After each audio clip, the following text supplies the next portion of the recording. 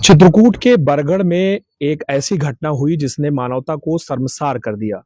System पर सवाल उठे, लेकिन उठाने वाले सवाल ये भूल गए कि सिस्टम ने कितनी संवेदनशील रवैया अपनाते हुए कार्रवाई की। दुखद ये रहा कि जो बच्चा था, हमारा बच्चा था, बरगढ़ का बच्चा था, चित्रकूट का बच्चा था, उसे हम बचा नहीं सके। लेकिन इस पूरी प्रक्रिया में पुलिस ने ऐसी ऐतिहासिक पहल की है कि पूरे उत्तर प्रदेश में अपहरण की घटनाओं में इतने कम समय पर आरोपियों को पकड़ना, डेड बॉडी का पता लगाना, पूरे केस को सुलझाना, ये सबसे अहम बात थी। रात 9 बजे पुलिस को सूचना मिलती है और इसके बाद की पूरी कार्यवाही पे बात करने के लिए मेरे साथ चित्रकूट के पुलिस अधीक्षक अरुण कुमार सिंह हैं, जो कि लगातार मौजूद रहे पूरे केस में। सर, कितना टफ चैलेंज था, क्योंकि अपहरण को हमेशा बहुत टफ माना जाता है, बड़ी संवेदनशीलता बरती जाती है। इस पूरे केस में क्या अहम बिंदु रहे? देखिए, जैसे आपने कहा कि अपहरण को टफ माना जाता है, और उस अपहरण में भी अगर मासूम बच्चे का अपहरण हो तो पुलिस के लिए संवेदनशीलता बढ़ जाती है, चैलेंज बढ़ जाता है।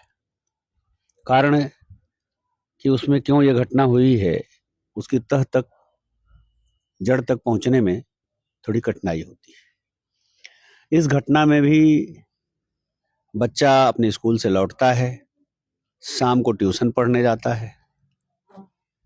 ट्यूशन के बाद नॉर्मल कोर्स में उसे घर पहुंच जाना चाहिए था 7 बजे, 7:30 बजे, 8 बजे तक।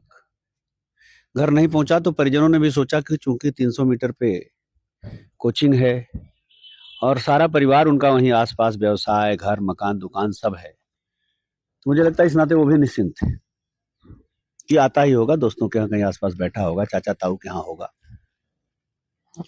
लेकिन जब 8:29 पर उनके पास एक फोन आता है और थोड़ा सा लैंग्वेज सभ्य नहीं थी कि तेरा बच्चा कहाँ है, तो इन्होंने समझा कि कोई आदमी इस तरह से बात कर रहा है। इन्होंने भी थोड़ा टेढ़ा जवाब दिया, तेरा बच्चा कहाँ है?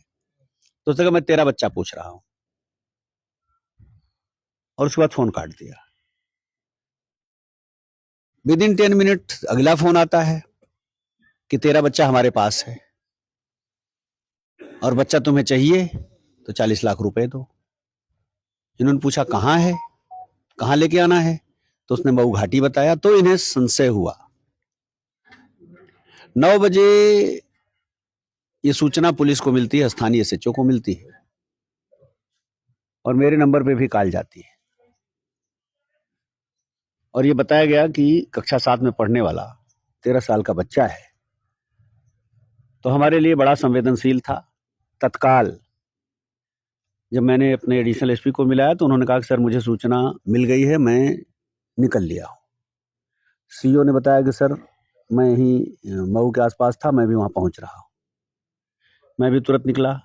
हमारी सर्विलांस, साइबर, स्वाट की टीमें, आसपास के सोज, सबको हम लोगों ने रन करा दिया, और रास्ते से ही हम लोगों ने प्रयास शुरू किए। तो जिस नंबर से फोन आया था, बरगढ़ तक पहुंचते पहुंचते ये पता चल गया कि ये फोन बरगढ़ कस्बे का ही है। और जब मैं पहुंचा, मुझे लगता है 10 बज के कुछ मिनट पे पहुंच गया था, 10:15 के आसपास। तो हमारी टीम ने बताया कि सर जिस आदमी का ये फोन था वो कल्लू महिला है, और महिला ने अब बताया है कि ये फोन उसने किसी अन्य को दे रखा है।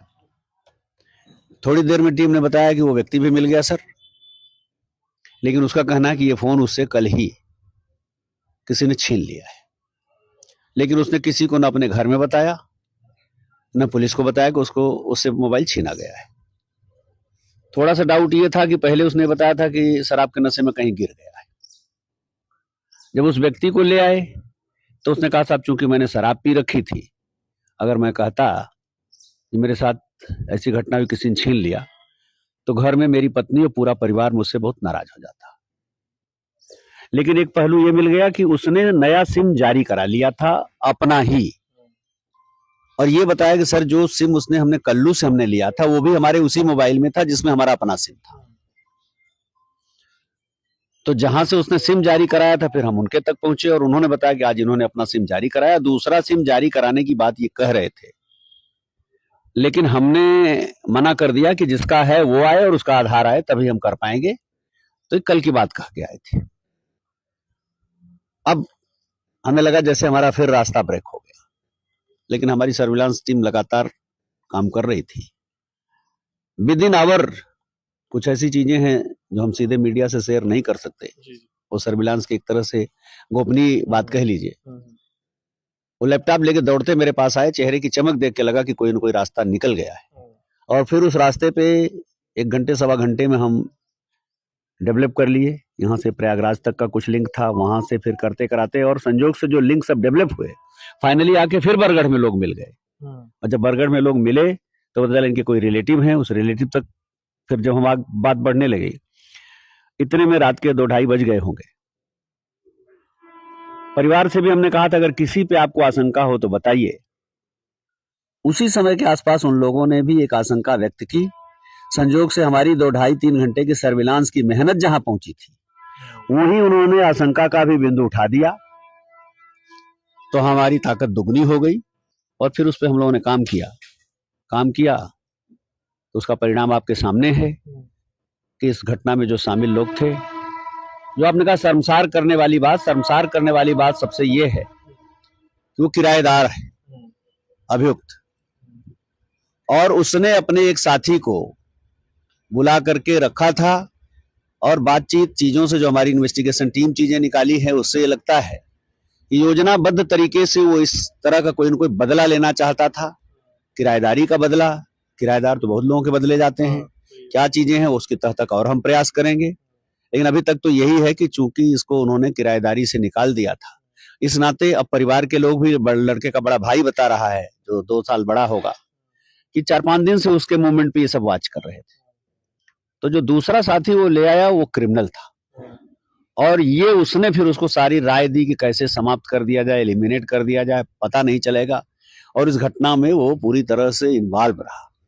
तो बच्चे को तो इन लोगों ने 6-6:30 बजे के आसपास ही पकड़ लिया, और वहीं से पकड़ा वहीं घर है। बच्चा नॉर्मल कोर्स में गया होगा, किसी ने नोटिस भी नहीं किया। ये तो संजोग की बात है, किसी ने नहीं देखा, कैमरे ने भी नहीं देखा। 5:50 तक कैमरे में उस बच्चा उस चौराहे पे है। और घर में ले जा करके जो अब तक का हमें लगता है, हालांकि उन्होंने तो ये बताया था कि बाद में उन्होंने ऐसा किया, लेकिन बाद में तार जुड़ते नहीं नजर आ रहे, क्योंकि इसी के बाद ये 22 किलोमीटर दूर मध्य प्रदेश में कोई जमा जगह है। ये लगभग 7-8 बजे के आसपास, 6:30-7 बजे वहां गए हैं, वहां से लौटे हैं। फिर जब ये सारी बातें फोन फान होने के बाद बच्चा ढूंढने की प्रक्रिया हुई है, तो उसमें ये उनके साथ सीसीटीवी कैमरे दिखलवाने में भी साथ थे। मतलब जितने दोनों आरोपी थे खुद साथ में थे, वो साथ थे, परिचित हैं, किराएदार रहे हैं। वो इकरार या जो दूसरा नाम है वो किराएदार रहा है। जो कल्लू मारा गया मुठभेड़ में, वो कल्लू तो अभी कुछ दिन से आया था इसका नौकर बन करके, लेकिन मेन तो किराएदार था। दिसंबर में किराएदारी से हटा था, बगल में रहता है पड़ोस में, दूसरे मकान में उन्हीं के परिवार के किसी का किराया पे लेकर के वहीं दुकान करता है।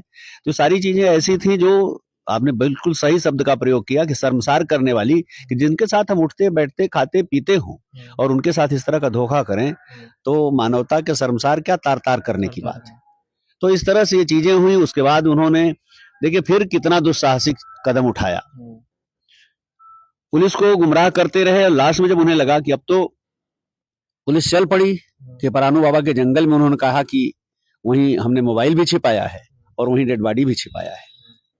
तो जब पुलिस उधर को चल पड़ी तो उन्हें लगा कि अब क्या होगा। तो रास्ते में उन्होंने ये बता दिया कि डेड बॉडी तो हमने घर में ही छिपा रखी है अपने। और वहां उन्होंने मोबाइल बरामद करने के बाद लगा कि पुलिस अब मोबाइल बरामद करके थोड़ा सा पुलिस को ये लगा कि अब तो बिल्कुल ठीक है, मोबाइल बरामद कर दिया तो इसका मतलब हमारी सारी विवेचना सही चल रही है।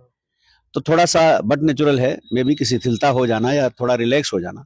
उसी बीच जो उन्होंने घटना किया कि पुलिस का असला छीन के पुलिस पे फायर करने की, तो फिर तो हमारी भी ट्रेनिंग है, हमारे लोग भी ट्रेंड हैं। जब अभी कार्यवाही में जो हुआ वो सब लोग जानते हैं। तो इस तरह से इस पूरी घटना का अनावरण हुआ और सारी कार्यवाही हुई है।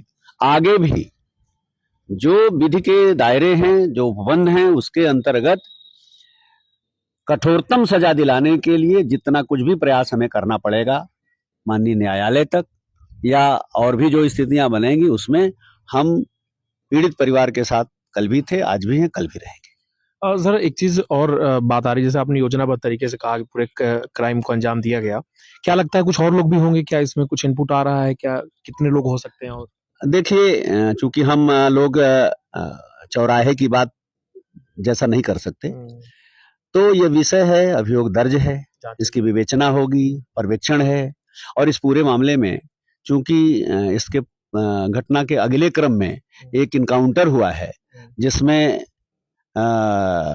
एक आदमी जो है वो मुठभेड़ में मारा गया है, दूसरा घायल है, तो हमको राष्ट्रीय मानवाधिकार, राज्य मानवाधिकार आयोग तक भी ये सारी रिपोर्टें भेजनी होती हैं विद इन 48 आवर्स।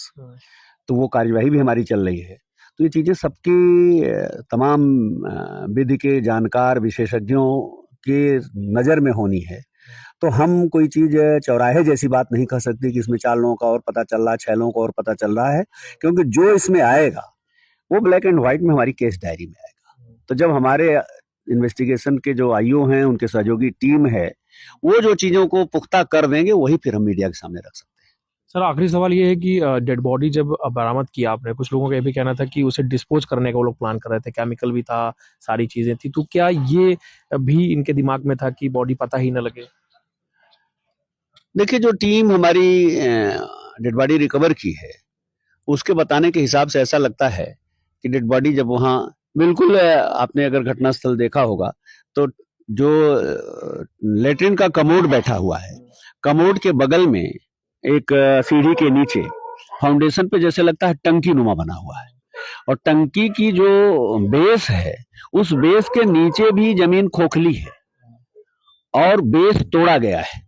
अपने आप फिर 1.5 फीट 2 फीट का नीचे सामान्य मिट्टी डाल के लगता है वो बना दिया गया था, तो वो बेस टूट गया, सीमेंट कंक्रीट टूटने के बाद नीचे 1-2 फीट और 1.5 फीट गहराई मिली, उसमें उन्होंने दबाया था।